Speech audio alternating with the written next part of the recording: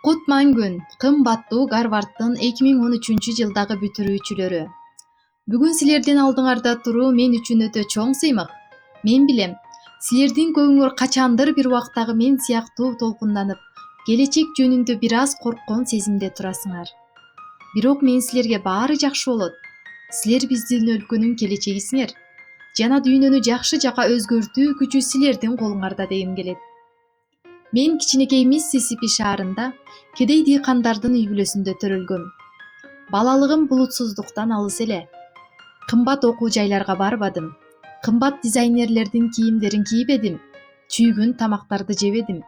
Бирок менде акчага сатып алгыс нерсе бул мени ар дайым колдоп турган мээримдүү үй бүлөм жана өзүмдүн кыялдарыма болгон чексиз ишенимим бар болчу.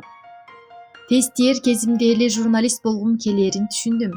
Адамдардын окуялары, алардын күчү, чыдамкайлыгы жана кандай гана кыйынчылык болбосун жеңе билгендиги мени кызыктырар эле. Мен бул окуяларды дүйнөгө айтып берип, адамдарды өзгөрүүгө шыктандырууну кыялданчумун. Менин ийгиликке карай жолум тикенектүү жана татаал болуп, көптөгөн тоскоолдуктарга дуушар болдум. Бирок мен эч качан багынган жокмун. Кыялыма ишенип, тынымсыз ага карай бара бердим. 1986-жылы Опра Уинфри шоу аттуу өзүмдүн ток-шоумду алып барууга мүмкүнчүлүк алдым. Бул чыныгы ачылыш болду. Менин программам бат эле АКШдагы эң популярдуу программалардын бири болуп калды. Мен дүйнөдөгү эң атактуу адамдардан интервью алдым.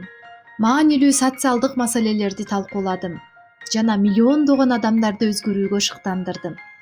Адамдардын өздөрүнө үмүтүн жана ишенимин тартуулап 25 жыл бою шоумду алып бардым. Бирок бардык окуялар сыяктуу эле мен да карьерамда кыйчалышта калган учурум болду. Мен 2011-жылы Опра Уинфри шоусун жаап, жаңы Опра Уинфри тармагын ачтым. Тилекке каршы бул долбоор менин үмүтүмдү актаган жок. Бул менин жашоомдогу эң оор мезгилдерден бири болду. Мен көңүлүм чөгүп, өзүмдү жоготкондой сездим.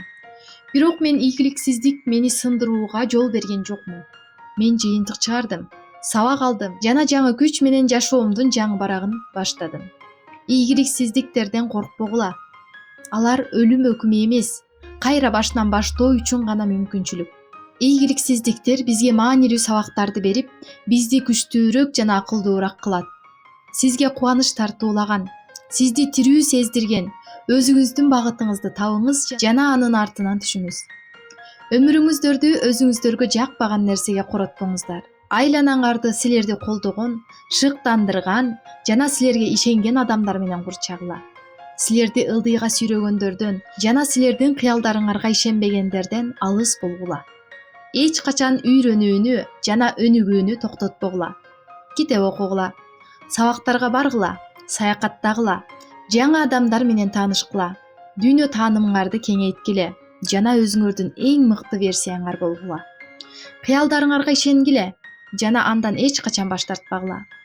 Мүмкүн эмес эч нерсе жогун эстен чыгарбагыла. Талыкпай эмгектенип, эч качан багынбай турган болсоңор, сөзсүз түрдө максатыңарга жетесиңер. Мен бир жолу үй жай жок туруп, 3 баласын жалгыз чоңойткон аял менен маектештим. Ал кароосуз калган фургондо жашаган, бирок жаркын келечекке болгон үмүтүн эч качан жоготкон эмес. Ал көп эмгектенип, окуп, акыры ийгиликке жеткен.